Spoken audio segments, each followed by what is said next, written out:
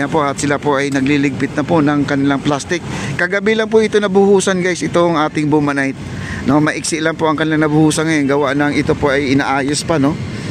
Ito At sila Kuya Paul naman ay nagkumpuni naman po sila ito. No, medyo maayos naman po, no. Ayan. Ito na po 'yun. Sila po ay nag-floor polisher. Sila po ang in charge dito guys. Ito na floor polisher.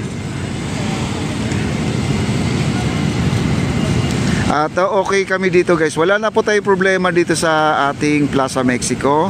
At unti-unti na po nagbago. Meron na po silang mga lamppost na rin na ilalagay. Iyon po hindi pa naikabit guys, oh. Nakalaylay pa. Pero halos dito ay nalagyan na po nila.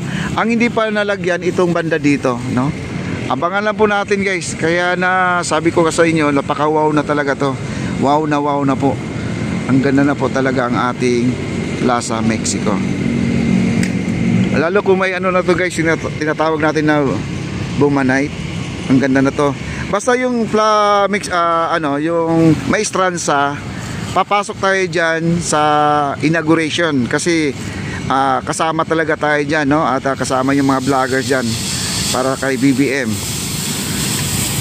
Invited tayo dyan. Minsan kasi mahigpit guys, di ba? May mga nagbabanta kay President Bongbong at mahigpit po ang seguridad, kaya minsan limited lang po ang mga pinapupunta. At sana po ay kasama po tayo doon, no? Kasi lagi naman tayo dito. Pero kung hindi naman tayo pala rin na mapili, okay lang po kasi pwede naman tayo dito sa taas, no? Pwede tayo dyan sa taas. Mas maganda pa nga sa taas mag-vlog guys, no? At maganda dito guys, napakabilis lang po ang kanilang trabaho. Ayan na po dito guys, oh. At saka ingat po tayo dito sa kanilang ginagawa guys, kasi pag ikaw ay natalsikan nitong kulay pula ay mancha po talaga yan. Ayun, oh. Ang layo na po nila guys, ang ganda na, oh. Kita nyo naman, oh. Kaya kailangan po talaga dito may mga tubig sila. Tubig, kasi ang tubig talaga ang magbabanlaw dito kasi ayun, oh, ang lapot-lapot guys. Kailangan talaga i-floor polisher to. Kailangan magiging magaspang po siya. At kahapon guys, at salamat naman po ay napunta po tayo ng Senado kahapon. At na-meet po natin ang pinakapuging aktor na Senator Ramon Bong Revilla po mga kaibigan, no? At napaka bait, no? Kasama pa si Idol Long Mejia, nandun pa si kung kilala si Long Mejia na, shout out pala Idol Long Mejia. Ayan, nakakatuwa naman po yun. At nagkita-kita kami doon. Mga sikat po guys. Hindi po ako sikat guys. Natutuwa ako kay Long pag nakita ko si Long kasi parang nawawala ng stress mo, no? Kaya alam mo na si Long Mejia ay magaling na komedyante yan. Okay, tuloy po tayo dito sa ating update. Ayan, oh. Pulang-pula guys, oh. Mamaya po ay bubuhusan na po nila to para naman po ay magiging maayos na po. Lalabas na po yung totoong kulay dito. Para siyang ano guys, no, mapula-pula, maputi-puti ang kanyang hitsura. At saka yung steel matting natin, ayun, no, steel matting. Pakurbada yan guys, yung steel matting natin. Ang ganda ng ating ano, jogger lane mga kaibigan.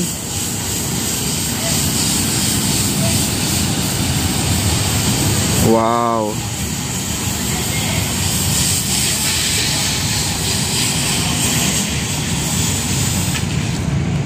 Ayan, natapos na po dito guys, oh.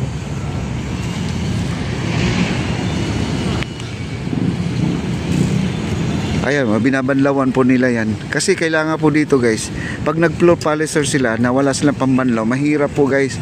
Kasi may stack up, tumitigas yung yung pinagtanggalan nila, magmamantsa. Wow. At sila po nag-iigib dito, nag-iipon sila. Buti nga ngayon may tubig na sila guys, eh. Dati meron silang truck dito nagsusupply ng tubig, yung si Paricoy, no? At 4,000 liters po na hinahakot niya dito, dinadala niya yung tubig dito. Nag-iimbak po sila ng tubig at sinabayan po niyang pagdilig dito sa mga halaman. Itong mga halaman natin, dinidiligan niya po ito. Yan. Kaya ang halaman lang ngayon dito ay buhay na guys, no? At itong kulay pula na ano, yun po ay gumamela guys, yun ang sinasabi ko sa inyo, no? Ayan po, may bulaklak na po siya. Papakita ko po sa inyo ang bulaklak, oh. Ayan, oh, bulaklak, oh. Pulang-pula po siya na bulaklak, ayan, oh.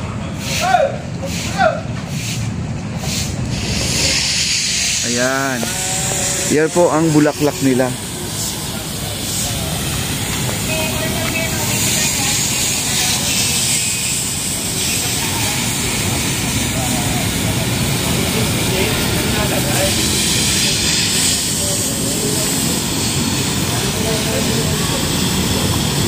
Ayan, alam niyo na po guys, ha, at wala tayong update sa Maestranza.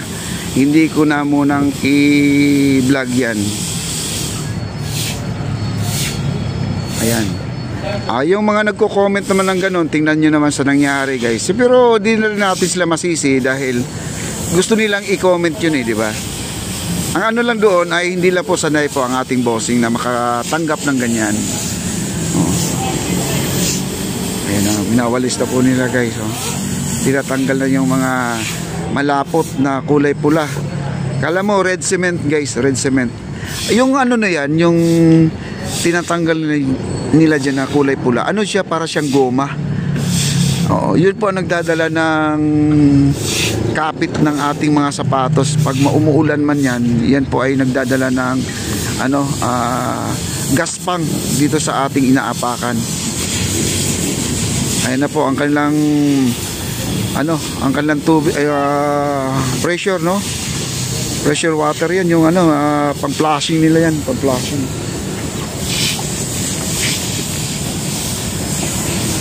Ayan na po.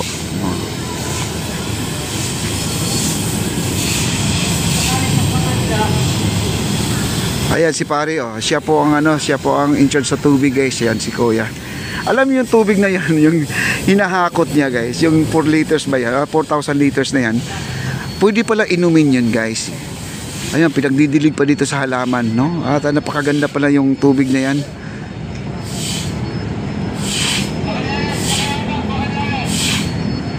Wow, ayun, no? Kita nyo naman. Ngayon gagamit na po sila ng pressurize para naman ay mabilis po ang pagtanggal itong malapot na umilawalis niya, yung nagwawalis po siya dyan, no? Ang lapot guys, oh, yan, no? Diba?